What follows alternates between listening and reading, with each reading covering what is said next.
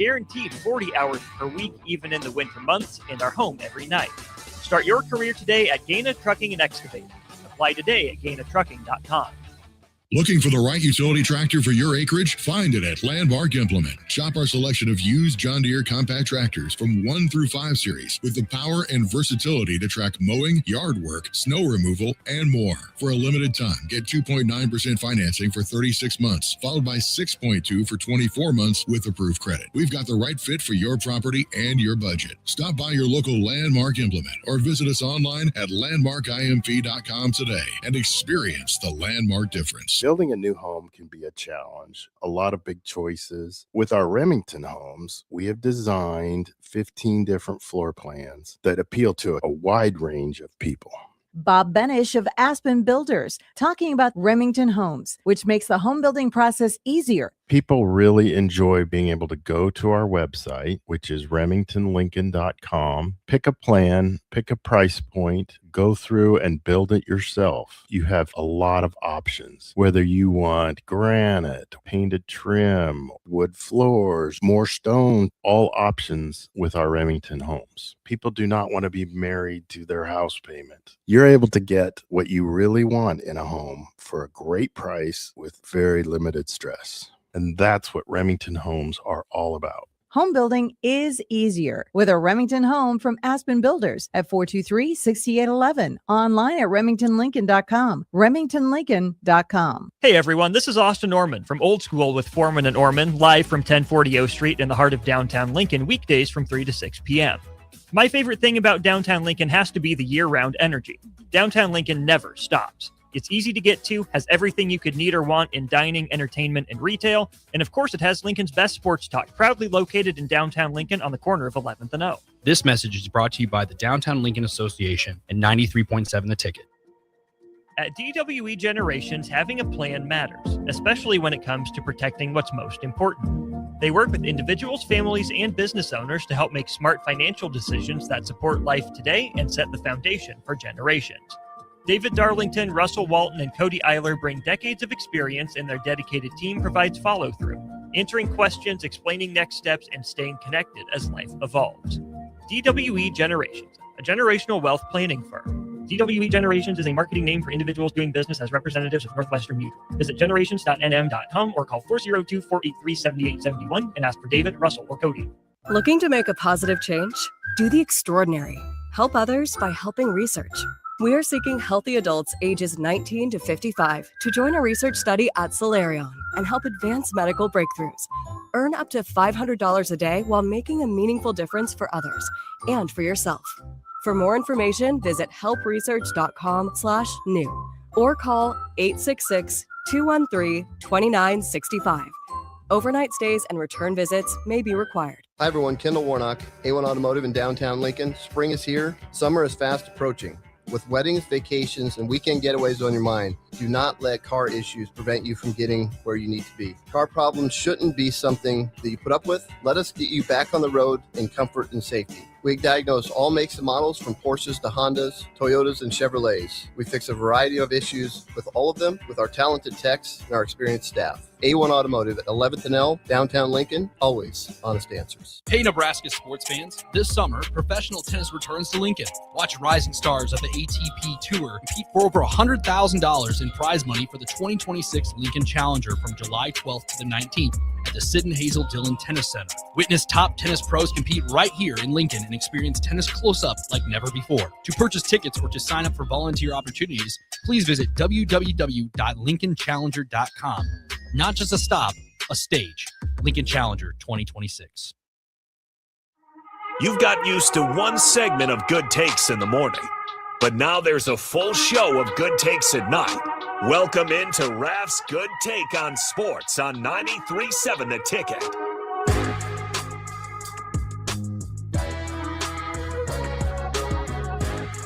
Welcome in, Raff's Good Take on Sports, 93.7 The Ticket and theticketfm.com. Nick Wyman holding it down here at 1040 O Street. And as always, Chris Raff chiming in from the good old state of Alabama. Always and always will be as we continue on to truck along throughout the week. It is Thursday already here. And Raff, friendships might have been broken. I'm not entirely sure but the outside linebacker list and everything in between, the inside linebacker and everything else in between, Raff, I don't know what Farley's reaction was. We obviously saw it in real time last night. I want to lead with this. First, how are you doing, Raff? Since the last time we talked, clearly Farley has not found you yet. But also, is there any update to the list? I know there was a list update last week. Is there a list update today? I'm still here. I'm still smiling. Terrell got a few minutes in, actually about 15 minutes in earlier this afternoon. I'm sticking with my list. I explained it last night, how I process things. I really have, the only complaints that I've heard were Terrell, of course. And I just want to explain to Terrell that, yes, he was a Will and Ed Stewart was a Sam. A Will is a weak side linebacker and a Sam is a strong side linebacker. So I just wanted to clarify, because he said that Ed was inside. And I was like, no, he was a Sam. He's outside linebacker on the tight end side, the strong side. So I just wanted to clarify that. I think that was when I was told I didn't know anything about football. I believe that's when that was said. But I just wanted to clarify that. Yeah, I feel good with my list. The other thing that I've heard a lot of people talk about is Levante David. Why wasn't Levante David on the list? The reason why I went with Levante David and the inside linebackers was because in Bo Pelini's defense, if we all recall, they were in dime most of the time. When they were in dime, Levante David was in the middle, spying the quarterback, taking backs out of the backfield, doing that thing. That's why I had him in the middle. And also in the All-American, they have him as a linebacker, not as an outside linebacker. So I'm sticking with my list. I feel good about it. I was just actually talking to a football coach and explained to him my process. And I said, I feel good about that list.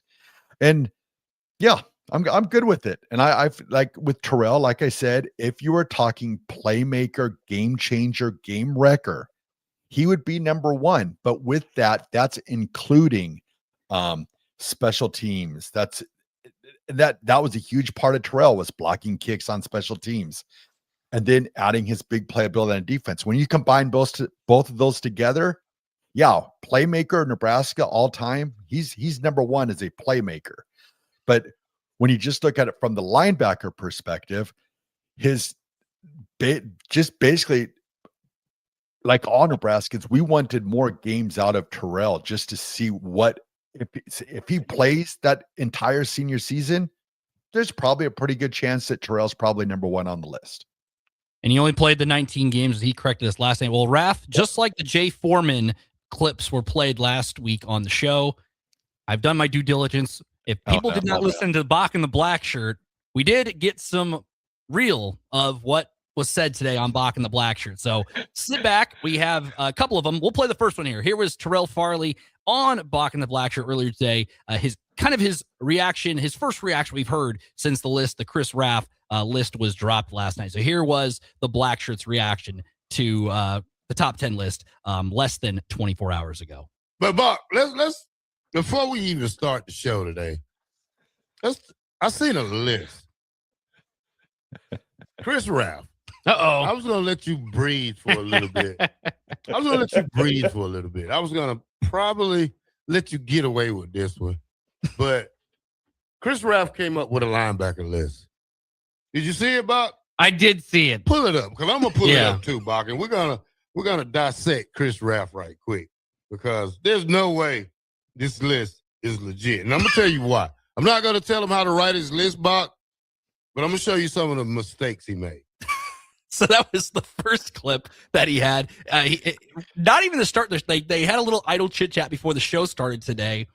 And then literally before they hop into the first topic, Raff, you're the first words out of his mouth to start the show. He was not happy. He obviously dove into that. You can go back and listen to that. But he had a couple other messages for you throughout the show. But I'll let you respond, Raff, because he couldn't respond last night. He got his response. Now I'll let you respond back. Kind of playing telephone here across our shows here on 93.7 The Ticket. Okay, so my response to this is he was number 5, okay? What did I say last night? I was combining your edge rush linebackers and I was outside linebackers. Mm-hmm. So, okay, let's remove Trev Alberts, Broderick Thomas, and Travis Hill. They're out because they're more of your edge rush linebacker. They're out. So Terrell, technically outside linebacker, he'd be my number 2. Ed Stewart 1, Terrell 2. So if that makes him feel better, he is the number 2 best outside linebacker in the history of Nebraska football. Number 2. See, you got to continue. Here was the last soundbite I grabbed from earlier today, with Farley continuing his rant in his new biggest rivalry with Chris Raff earlier today.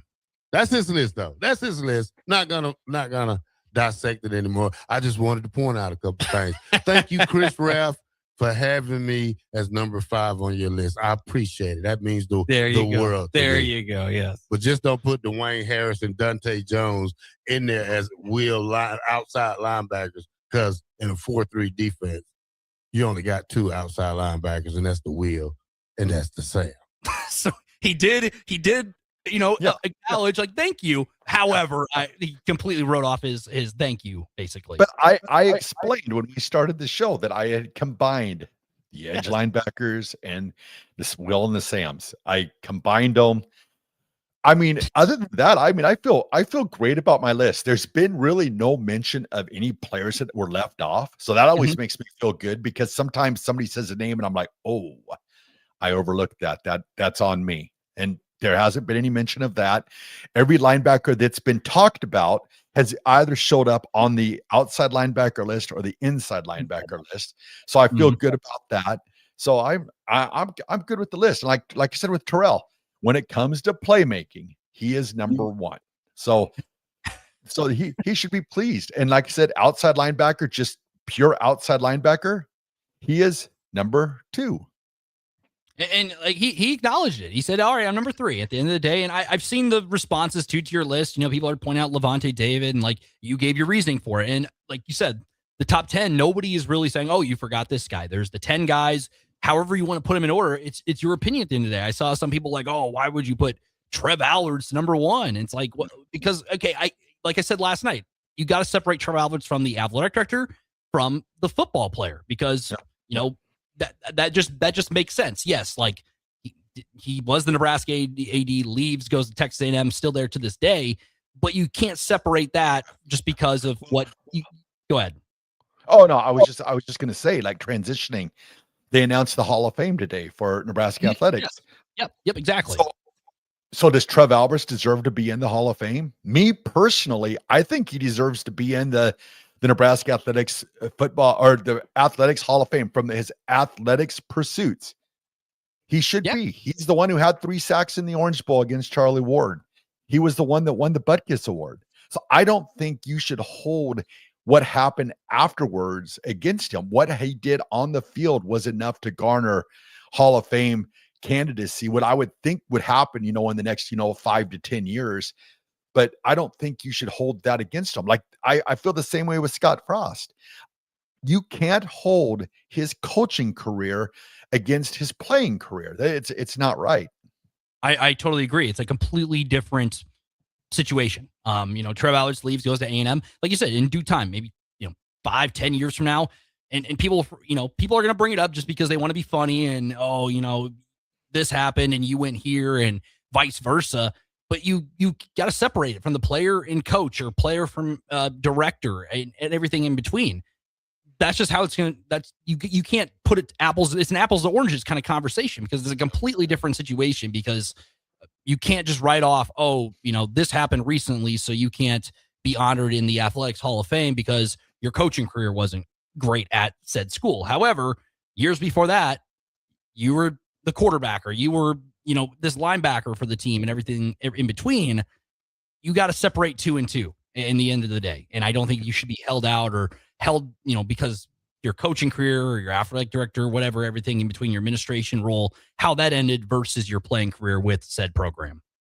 Yep. Nope. I agree with you, because I really think that Trev Alberts deserves to be eventually. I'm not saying, there's still players on, that Husker Athletics Hall of Fame, that's a tough thing to get into. You look at all the athletes that have been through Nebraska at every sport, all the coaches at every sport. And there's a lot of names out there that, people were surprised when Dean Steinkuhler's name was announced. It was kind of one of those head scratchers where you're like, he's not already in the Athletics Hall of Fame, with the career that he had, being one of the best offensive linemen in Nebraska history. And there's a lot of names when you start going through the names and you're just like, whoa, wait a second. He's not in there. He's not, or she's not in there. There's a lot of people out there. And I thought when they started doing this Hall of Fame, it was going to be one per sport every single year. But they've shown today that it's not that. So now people are going to have to wait even longer. I personally, I think there's a lot of people that are very deserving of that. The one for me that sticks out every year is Coach Kindig, the old gymnastics coach, women's gymnastics coach at Nebraska. How he hasn't been inducted into the Hall of Fame yet, it's beyond me. I submitted a letter to Trev Alberts. The response back I got was that coaches had to wait at least 10 years after their last time coaching. Well, today, that theory was blown out of the water. John Cook deserves it 155%. I'm not saying he doesn't deserve it, but I kind of want to know what the rules are for candidacy to be a Hall of Famer, because Coach Kindig, like they said when they were talking today on an earlier show, that, Rhonda Revelle, pretty much once she retires, she deserves a spot into the Athletics Hall of Fame.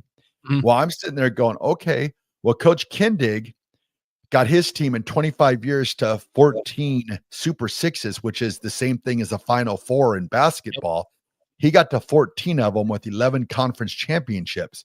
So I'm sitting there going, so are we waiting 10 years for this to happen, or is this something that can happen right away? So I would like to know from the university what the rules for induction are, because once again, I'm 100% behind Rhonda Revelle. When she retires, she deserves to be in the Athletic Hall of Fame right away. But I'm also in the same boat of, why hasn't Dan Kindig been inducted into that same Hall of Fame? And you mentioned that the criteria, you'd like to know, like the years. Like there's sometimes, like we see in NBA Hall of Fame, the National Basketball Hall of Fame, or the Major League Baseball. There's a criteria list for everything like that. This is just kind of when I saw the list of names with anywhere from Taylor Edwards down all the way down to John Cook, Dean Steinkuhler is the same one that jumped off the mic. I hear the Steinkuhler name and I'm like stunned. I was like, he's not in this Athletics Hall of Fame. What? That kind of threw me off. And I'm assuming a lot of other people had that same reaction. If you saw this list of names across the board, and it's not every sport either. This year it's baseball, bowling, football, softball, volleyball, women's track and field, and then obviously John Cook being the volleyball head coach from 2000 to 2024 being on the list, which then kind of blows that criteria that you said, like, oh, you got to wait 10 years. So you probably heard that and was like, okay, we got to wait the 10 years, you got to wait your time, and it just makes sense. Like then they come back 10 years later and it's like, oh, here we are, and it was nice to reminiscent. But then like John Cook, he's right in the Hall of Fame instantly, and like you said with Rhonda Revelle, deservingly so. However, at the Super Six, or the Final Six, essentially it's the Final Four / nearly the national championship of gymnastics. What's the kind of criteria for that with compared to everything else? Well, also what upsets me too a little bit about this is some of these sports don't have a Hall of Famer mentioned this year. So say next year, the year after, they end up naming a Hall of Famer. Let's pull up, a name. Somebody from a sport that didn't have a candidate this year. Women's basketball will go Jordan Hooper. Okay. Yeah. So we'll say Jordan Hooper. So say in 3 years, she makes it into the Nebraska Hall of Fame. Well, why wasn't she a Hall of Famer this year? Because did she get better? Did her statistics get better? What happened in the next 3 years? That's why with going back to Kindig once again, I'm like, so after so many years, that makes him a Hall of Famer, but he had the same coaching resume 4 years ago that he had now. So that's why I wonder about this criteria. It's like, I feel like they should induct one person per year from each sport, because it doesn't ring true to me. Like I believe you've had one from football every single year since the Hall of Fame was. And but then I heard basketball hasn't had one for a while, and you're sitting there going, well, what's keeping a basketball player from being, inducted into the Hall of Fame. And they were even talking, I was listening to DP one-on-one earlier, and they were talking about, like Kent Pavelka, like what keeps a broadcaster from being. I think Kent Pavelka would deserve an induction to the Athletics Hall of Fame for Nebraska for, calling the 94, 95 Orange Bowl Fiesta Bowl, then calling, basketball the way he has. I think if anybody deserves a Hall of Fame nod, I think it would be Kent Pavelka. What about like a Greg Sharp, the late great Greg Sharp? Yep. I said Greg Sharp also.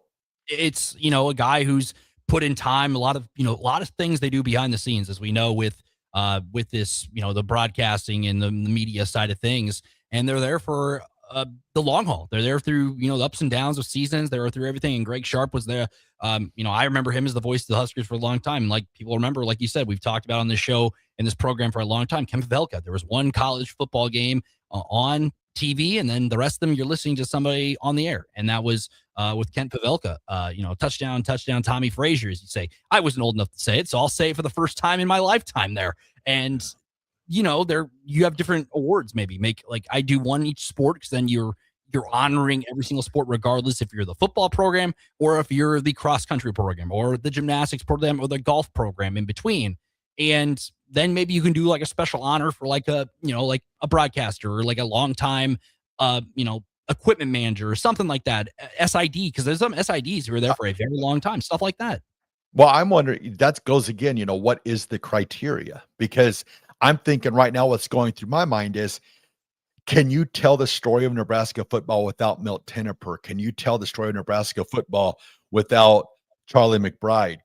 So our assistant coaches, are they able to be Hall of Famers? It's like, I just like to know the criteria, what we're going for, or is this just something where we just sit down and people just go, well, I think this person's good enough to be a Hall of Famer this year. It's like, I just would like to know what it kind of, I'm starting to have like that feeling in my, that feeling in my head of the NFL Hall of Fame, where it's sort of like a pick and choose type thing. And it's like, there's a lot of people out there that I think have the criteria, but it's like, what are we shooting for? And then if you wait like 3 years for, like, say the one that keeps on coming to my head, is like, say like Eric Strickland. Mm-hmm. So he probably could have been in the Hall of Fame the prior 3 years or whenever, when Nebraska basketball has it. So now say 5 years down the road, you're a Nebraska Athletics Hall of Famer. So why wasn't he in Hall of Famer 5 years prior to that? He hasn't played. He won't play any more games. So that's right. The whole criteria thing, and not naming an athlete from each sport, I get confused by, because if there's not a Hall of Famer right now this year, so how could there be one next year, unless you have like a dynamic career like Jordy Fromm or something like that, where you feel like, she's probably next on the list, but does she have to wait? Is there criteria? Can she go into the Nebraska Athletics Hall of Fame right away next year, or does she have to wait 5 years? That's where I'm confused about, because I'm totally confused now, because like I said, I got response back from the athletic department telling me coaches had to wait 10 years. And now I'm like, well, I guess that, was there an asterisk, which I get, John Cook, 150,000% should be in the Hall of Fame right away. So now is this going to be the same thing for Rhonda Revelle, or is she going to have to wait the 10 years? So yeah, criteria. That's all I want. Criteria. So you do it you could do it at every sport, but remember, this is there's like a banquet attached, and you don't want, 29 speakers or whatever. Maybe you do like a revolving door of sports. Maybe one year you do 6, and the next year, like this year, you have the football, softball, bowling, baseball, volleyball, women's track and field, and then a head coach of the volleyball program be honored. Next year, you choose 6 different sports and another coach, which could be honored as well. And you do a rotating sports. Maybe football's every 4 years. Well, I was going to say the inaugural Hall of Fame, they inducted 22 people. So I thought in my mind, it was probably going to be 22 this year, 22 next year, 22, 20, and kind of work their way. But like I said, it's a very prestigious honor. So I get where they're at, but it just confuses me on the years where they don't name a person, but then say like next year, they're like, and Eric Strickland, you're in the Nebraska Athletics Hall of Fame. Well, what kept him from it this year? That's where I scratch my head, where I'm like, I'm big on, giving people their flower. If they're deserving of it, and that spot's there, and I'm about giving people their flowers, because you don't know what's going to happen next year. You don't know if they're going to be around. And so when you're leaving openings from sports where you're looking at that there's definitely some Hall of Famers in this sport. Like I'd even got into like the whole, like, women's gymnastics, for 25 years. I was around it for a long time. There was a lot of top-notch Nebraska gymnasts that probably could be Hall of Famers, but it's like, are we waiting to put them in? Are we not? Are they not? If I had criteria, then I could be like, okay, I understand why she's not in. I understand why, why he's not in. That's why I'm just kind of like, what is that kind of criteria? Yeah. And then I love how you pointed out, like, the older you get, and you have to wait and wait and wait. And then maybe that day does come, you finally become a Hall of Famer. And like you said, like, people pass away and stuff like that. And you want them to be a part of that and have that moment before, that time comes. And that's, we see that with Hall of Fames, like you mentioned, the NFL Hall of Fame, everything between that, that part stinks. Then that person's not there, and they usually have like a family member represent them. And it's just a completely different, situation. And then you don't want to sit back and be like, what if? And yes, I think a criteria, maybe there is one that's just not, to the public to officially know. Obviously you got, bamboozled when they told you the 10-year rule with the coaches, but that ended up not being a thing, which could have been it still could be a thing. It could just been maybe an asterisk, like you said, like, oh, John Cook, we're giving him in that, like you said, 1,000%, just makes sense. It just makes sense across the board for that. Raff, yeah, go ahead. Oh, and even another thing is just like I believe they have 7 coaches that are Hall of Famers. It's like, you're telling me, and the 200 years, 150 years in Nebraska athletics, that you only have 7 Hall of Fame coaches. I mean, that right there to me, it's like, I think I could probably pick out 15 to 20 right now off the top of my head that would probably Hall of Fame coaches.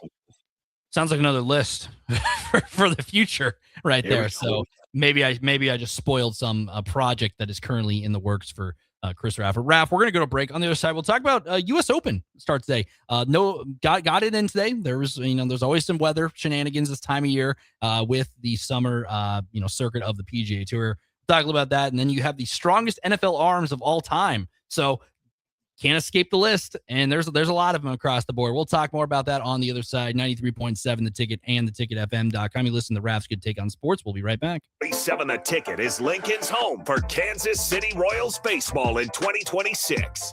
Catch all the action as Bobby Witt Jr., Salvador Perez, Vinny Pasquantino, and a pitching rotation led by Cole Reagans try to lead the Royals back to the postseason. That's Kansas City Royals baseball all summer long. On the air in Lincoln at 93.7 The Ticket. Sandhills Global is growing right here in Lincoln.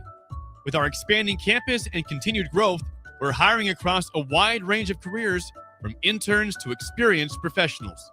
Join the team at Sandhills Global and build your career with competitive pay, great benefits, and real opportunities to grow. Visit sandhills.jobs to view openings and apply today. That's sandhills.jobs. Hey everyone, this is Austin Orman from Old School with Foreman and Orman, live from 1040 O Street in the heart of downtown Lincoln, weekdays from 3 to 6 p.m. My favorite thing about downtown Lincoln has to be the year-round energy. Downtown Lincoln never stops. It's easy to get to, has everything you could need or want in dining, entertainment, and retail, and of course it has Lincoln's best sports talk, proudly located in downtown Lincoln on the corner of 11th and O. This message is brought to you by the Downtown Lincoln Association and 93.7 The Ticket. This summer, as the world watches the pitch, Raising Cane's is serving up the best matches all tournament long, like chicken fingers and cane sauce, crinkle cut fries and cane sauce, Texas toast and cane sauce, coleslaw and cane sauce. Okay, maybe skip that match. No matter who you're rooting for this summer, kick it with Canes for the games. One love.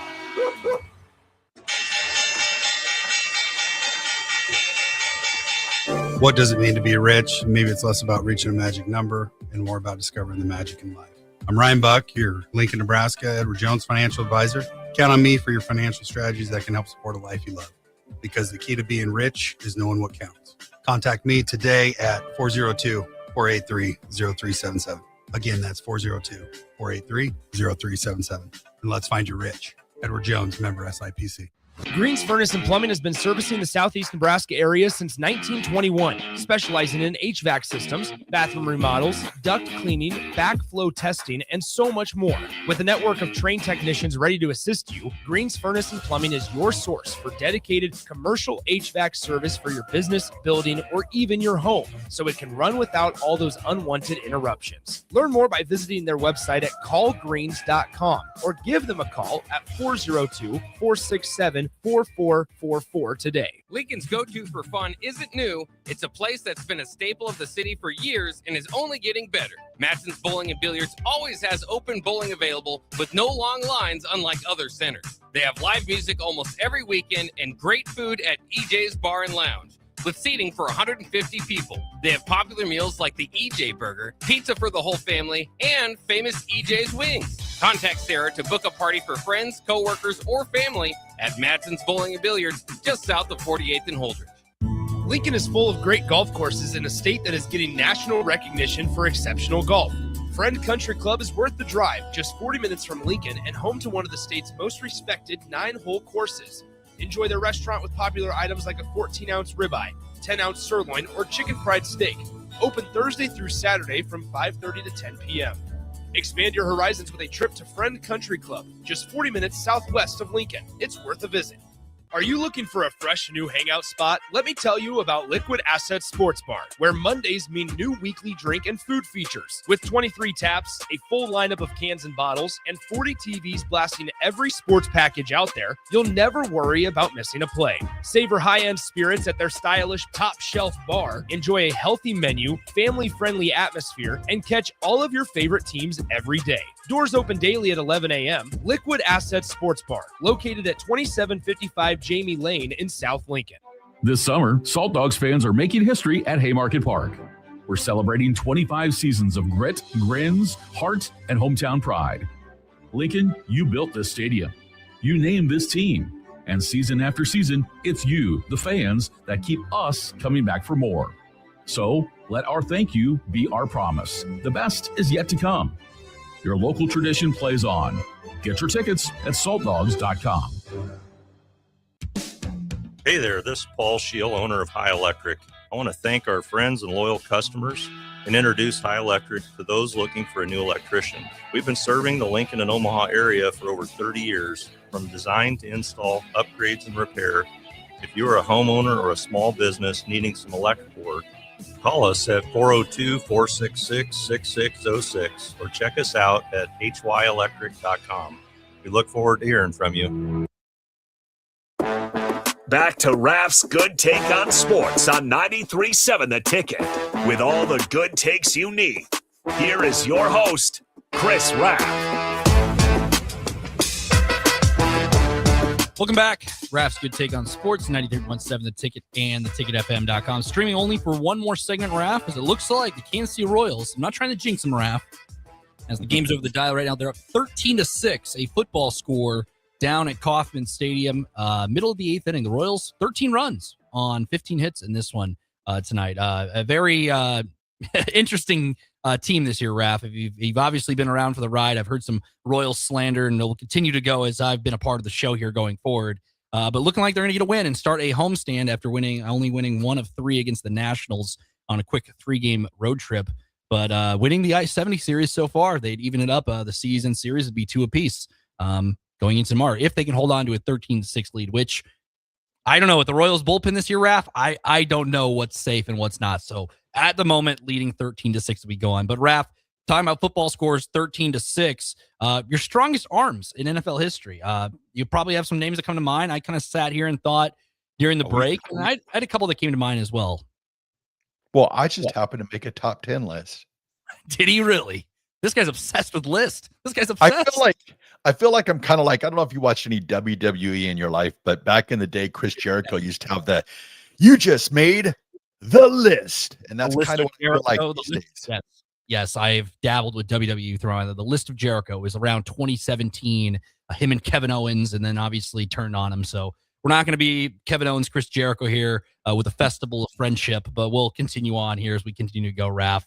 So we get the top 10 list. Surprise for quarterbacks with strongest arms. I have a couple that come to mind. I'm curious where you're going to go with this. So, Raff, the stage is yours.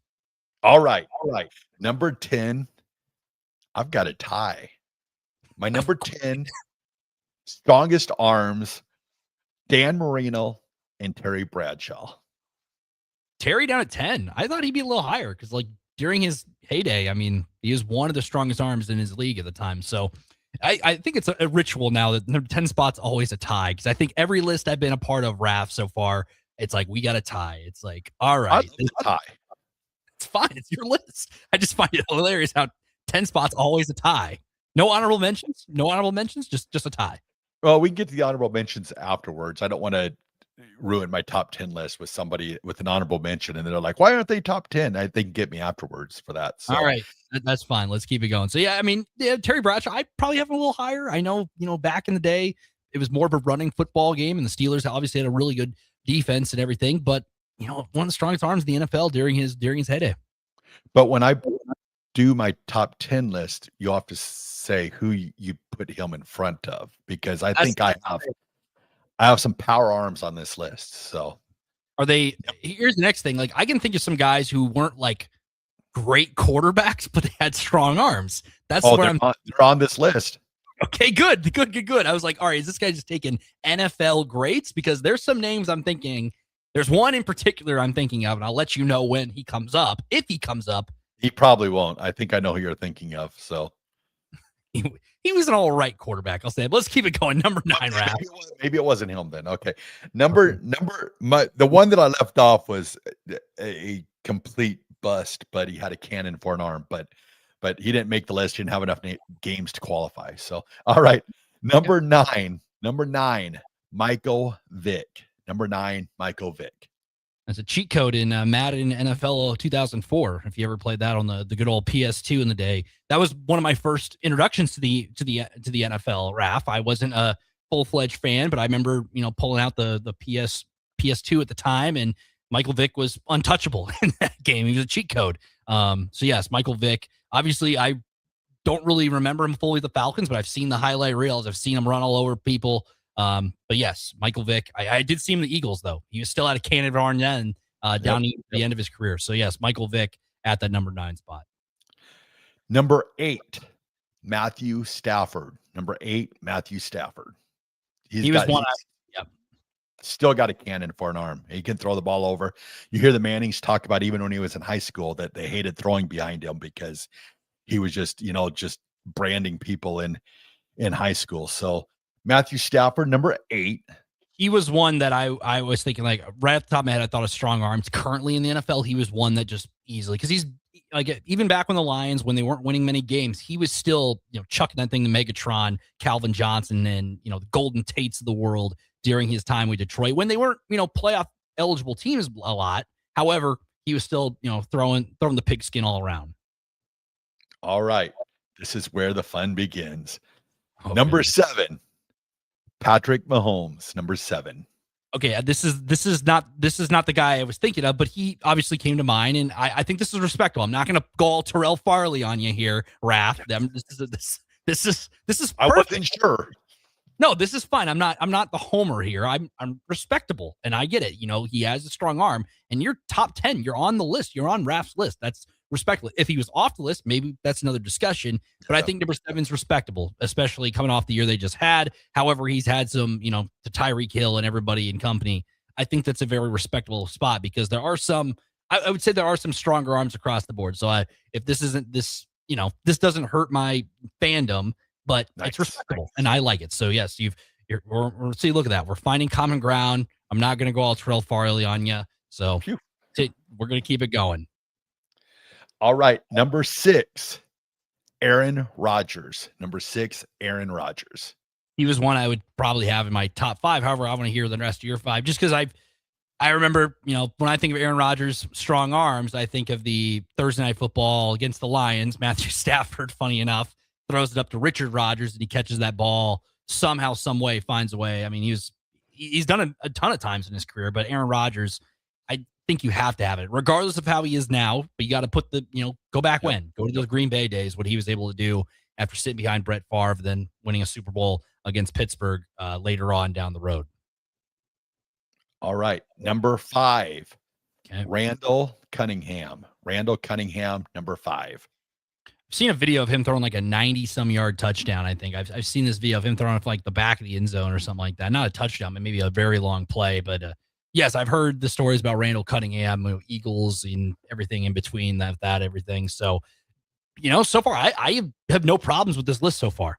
There's still the name that I'm thinking of with the strong arm is still up there right now. So none of these guys are that guy that I mentioned. We've already cracked the top 5. So, Raff, keep it going. We'll see if that guy pops up. All right, number 4. We've got a tie at number 4. A tie at number 4. All right. Are you ready for the tie at number 4? You're gonna love these two. Is one of them? Okay, Jeff George. Okay. George. Fine. And Jay Cutler. Jay Cutler was the name that I was thinking of. Just because I remember how he never could put the full thing together. However, I remember the Vanderbilt highlights. I remember the Bears. He did throw some crazy touchdowns, but he never was consistent enough. But if we're just going off strong arms, Jay Cutler, I mean, he had the arm. He just didn't have the numbers. So Jay Cutler, in his rookie season, playing preseason for the Broncos, I believe they're playing Seattle, up in Seattle. Or no, it was the Cardinals. I'm sorry, the Cardinals down in Phoenix. He threw a ball 70+ yards in the air. It was an absolute shot that was caught for a touchdown, but you'll never see it because it was a preseason game. But I saw that throw and I was like, holy cow, this guy's got a strong arm. So, and then Jeff George, he was an absolute ball machine too. He could throw the football. There's video of him throwing. I think he's like 60 now, 62 maybe. He's in the 60 area, 58, 60, somewhere right in there. And still's got a cannon for an arm. So Jeff George and Jay Cutler, those are my number 4s.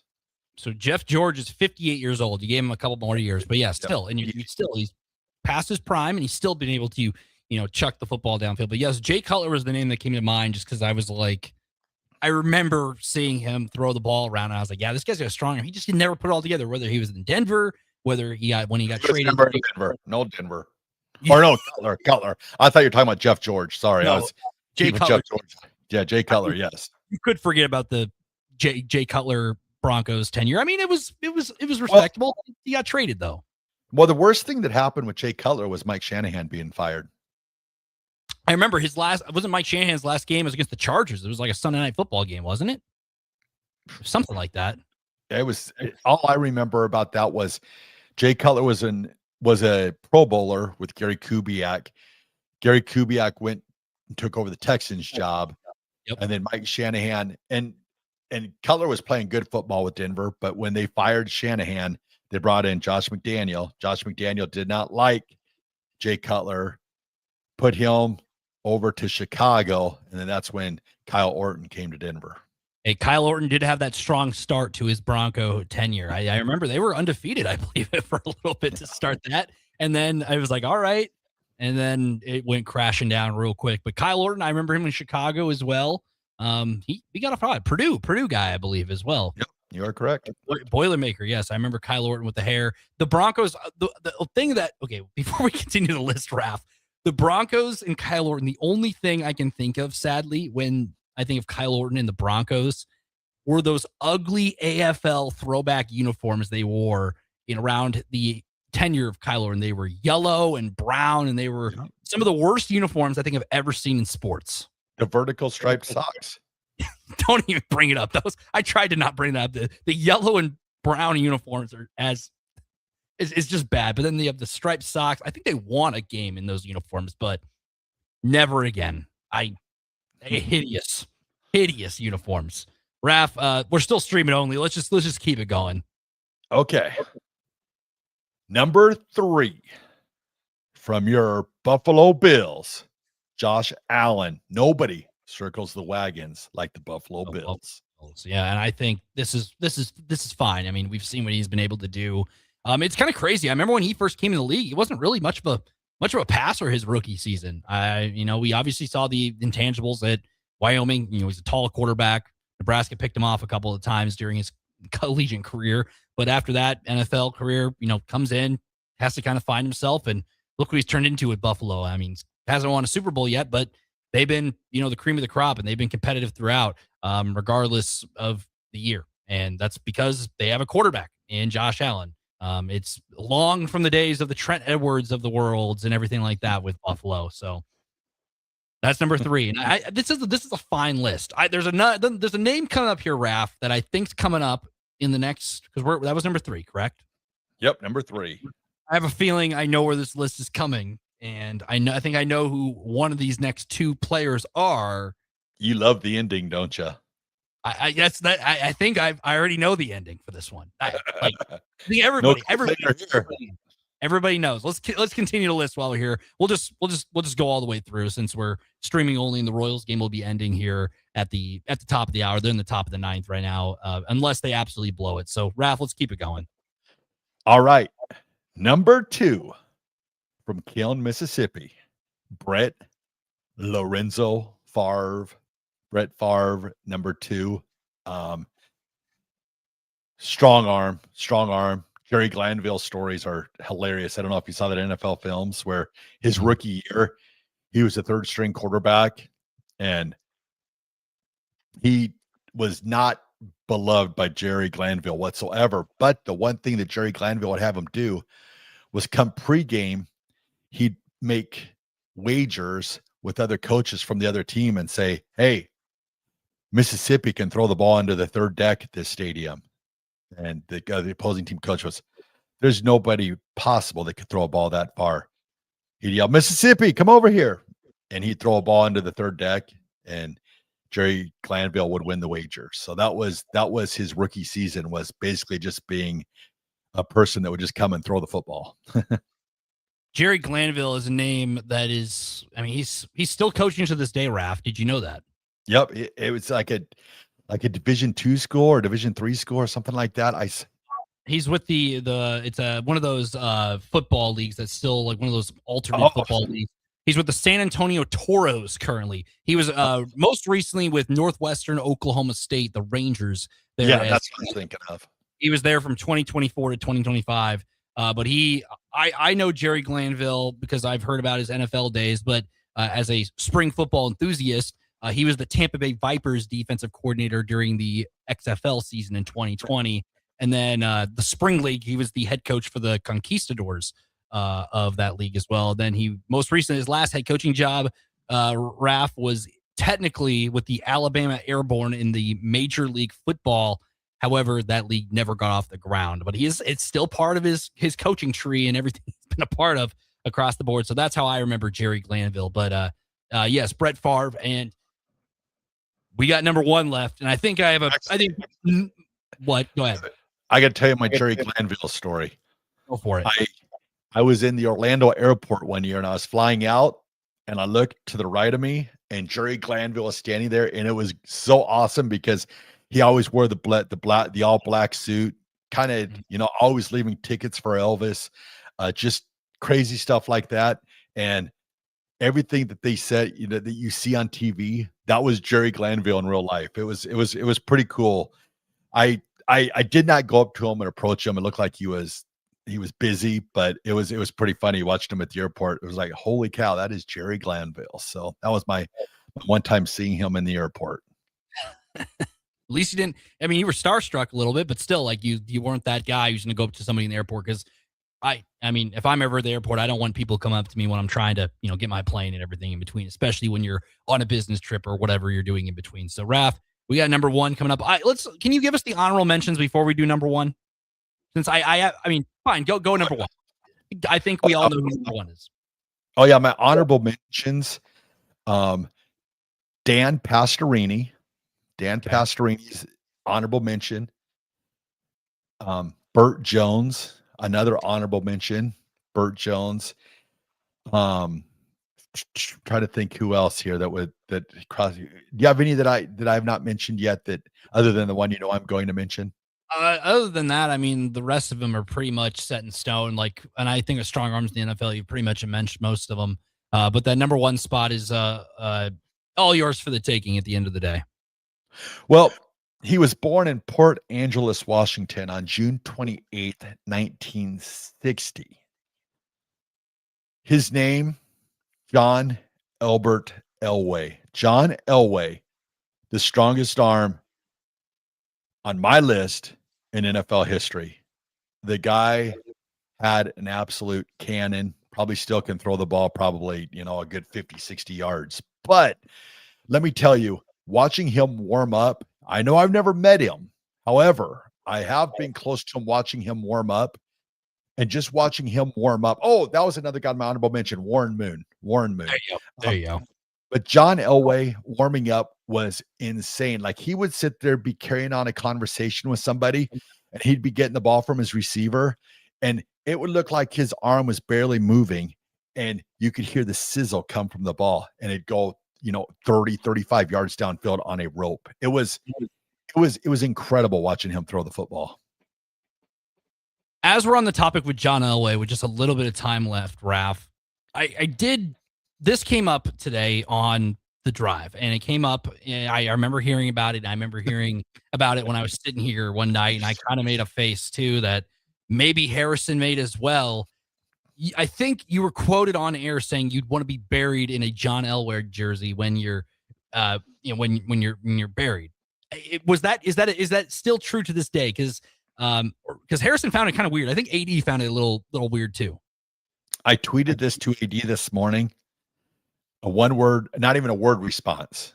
All I said was 100. The emoji? The emoji 100.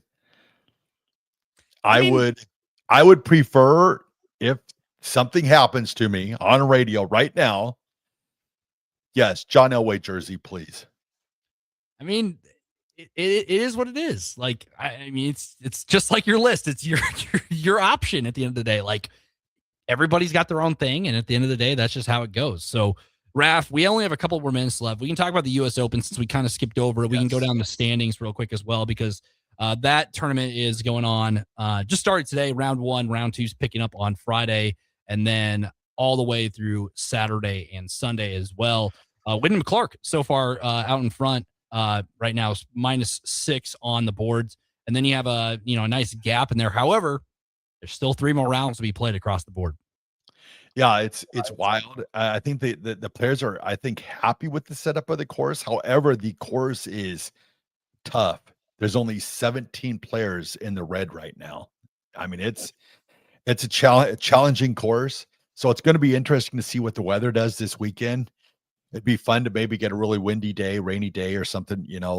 I believe today, was there some rain today or wind? I believe there's wind today. I know that, but there was some rain in the morning that decided to kind of wreck the start time, but they were able to get going during the day. But you're right. I mean, the top, everybody who's either tied for second all the way through 9th is over, over par or whatever. And then everybody else is below, and the scores are not pretty across the board, scrolling down the list.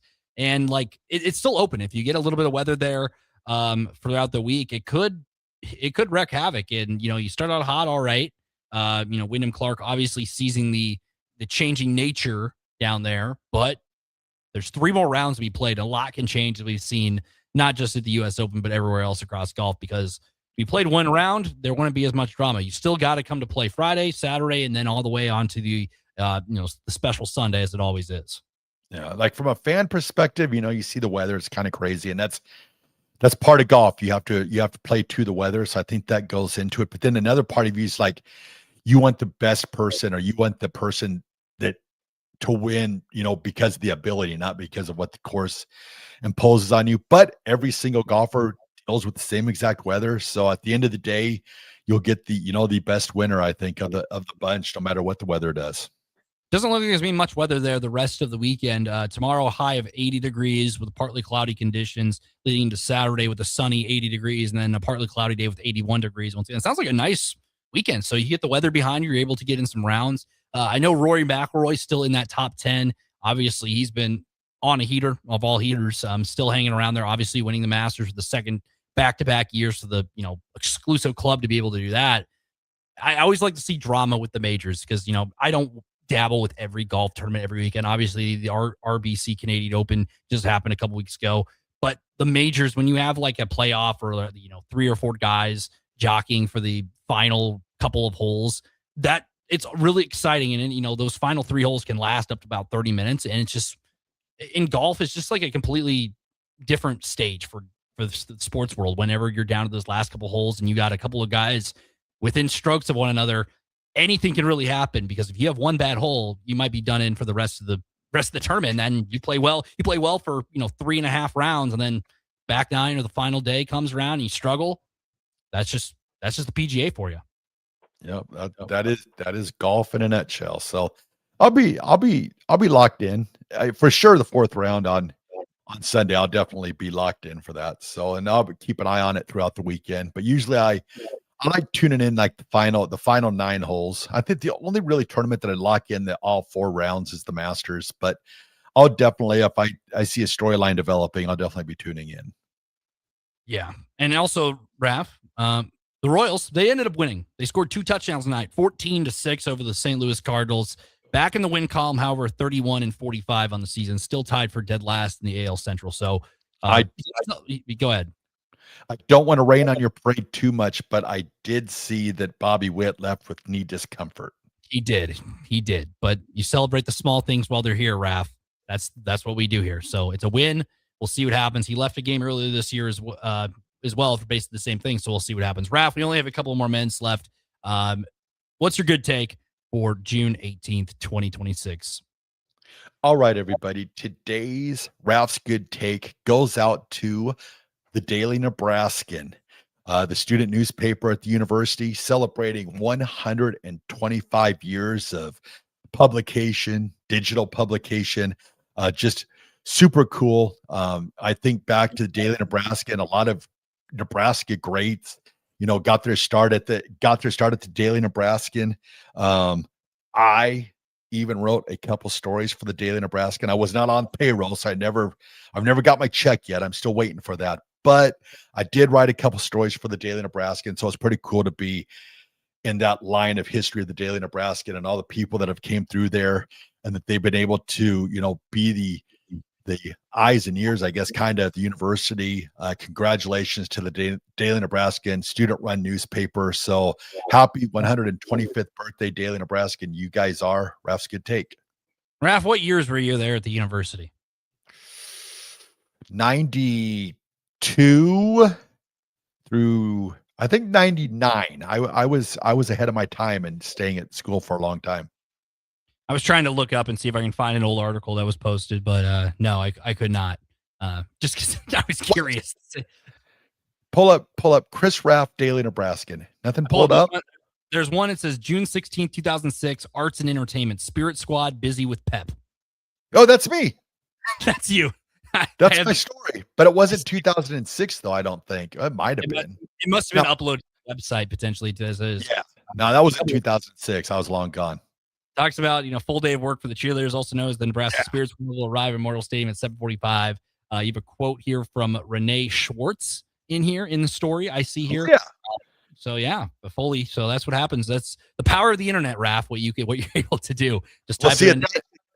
Go ahead. At that time, I was working with the Spirit Squad, so I had direct access. That's why I think I wrote 2 Spirit Squad stories for the Daily Nebraskan, just for the fact that I was there and had went to nationals and stuff like that. So yes, so 2 Daily Nebraskan stories. I'm a published Daily Nebraskan writer.